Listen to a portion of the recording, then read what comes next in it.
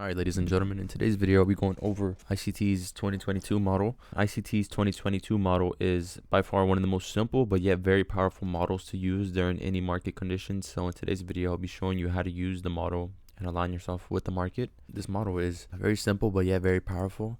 If you understand how to use the model, it's like the model is very universal and like it can be used on any time frame, any market, any pair, and it's by far one of my favorite models. I used to use it with the Market Maker X model for a little bit more of a trade entry confirmation, but now I don't use it anymore.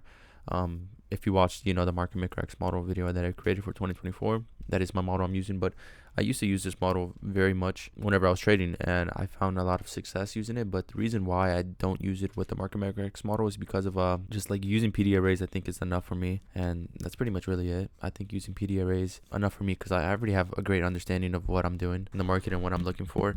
But if you don't, then of course I recommend using this model here. So the model consists of a liquidity sweep. That's first and foremost. You have to have a liquidity sweep. It doesn't matter if it's internal. If it's external liquidity or if it's like a higher time frame draw on liquidity. It can be like a smaller time frame. But again, you want to have a higher time frame draw on liquidity no matter what.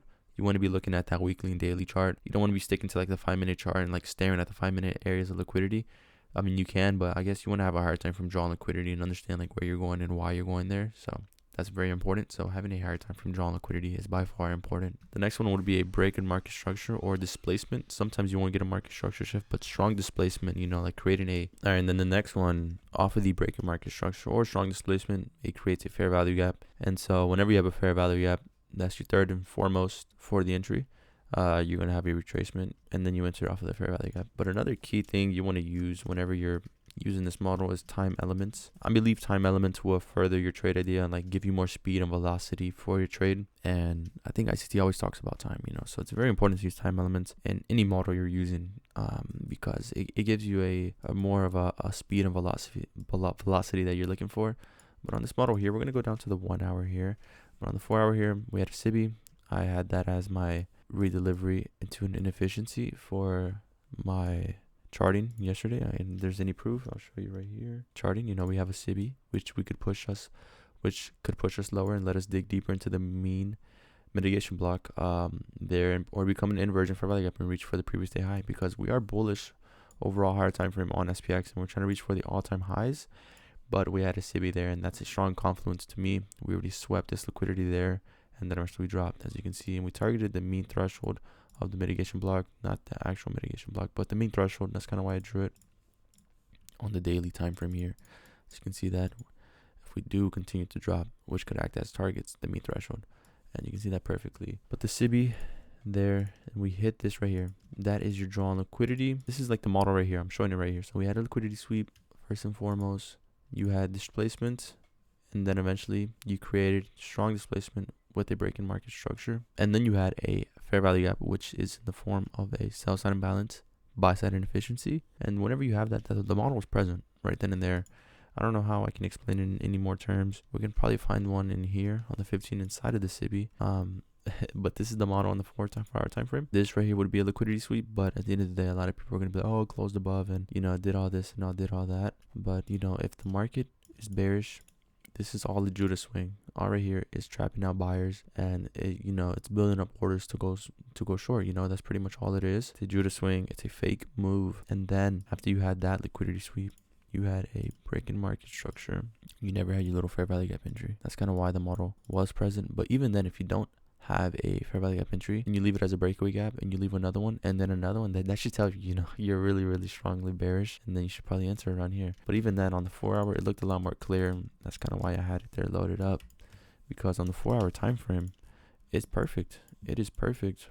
You have your sweep, your break in market structure, and then your strong displacement right here. You come back up, and then you hit it, and then you drop. But here again, this is kind of a higher time frame one. If you were trading on a lower time frame, suppose like a 5 and 15 and 1 minute, you're going to want to use time elements. You're going to want to be trading their macros, silver bullets, and all these other things, that include time elements, like kill zones. It's very important to use that to give your trade more velocity and more speed. I'll show you that example right now. All right, this is going to be the 22 model here.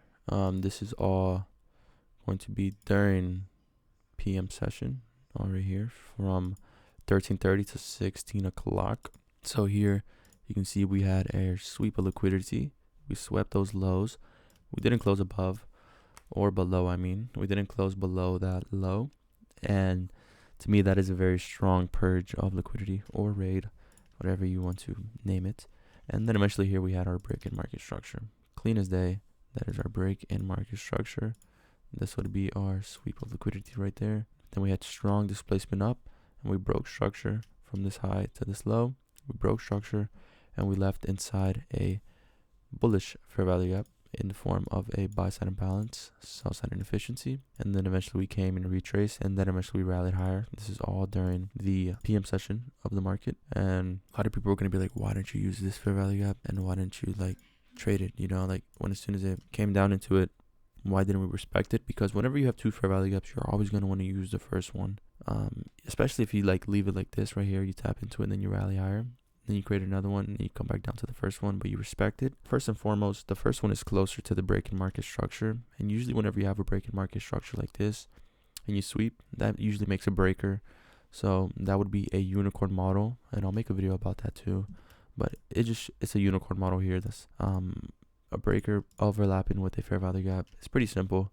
Whenever you have that, I think that's the strongest confluence that, you know, your price levels are going to get respected. Whenever your PDA rays are overlapping, that is a very strong defense to keep you in the order flow in whichever state you're in. So if like you're in a bullish state like this, you have a bullish breaker with a bullish fair value gap. That is two bullish confluences that are very strong. They can usually push you up even further. Even if you have a fair value gap here that doesn't get respected, it's not overlapping with another PDA ray. This one is. It's overlapping with a breaker, and that makes it very, very strong. And especially because it left this part of the fair value gap unfilled too.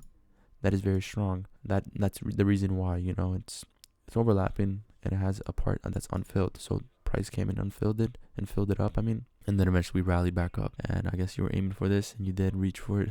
And that's the reason why. Simple as that. Overlapping PDA rays usually means that you're strong in order flow in that direction. And you know, this is the strongest sign. Having a sweep, breaking market structure, and then having a fair value gap form. That is a strong sign of price going in your direction. And that's kind of why I like using this model. I like using it. I still use it to this day, you know, but I look for, you know, other things whenever I'm trading the market maker model. But I still have this in the back of my mind no matter what, because this model is very powerful and it's very universal. It can be used on any time frame. So that is pretty much it. If you need to understand time elements further to help your trading improve and have speed when you're inside a trade, then make sure to watch this video about time elements here. It can help you with time elements, and it can help you understand when and why you're looking for a trade during certain times. So yeah, enjoy.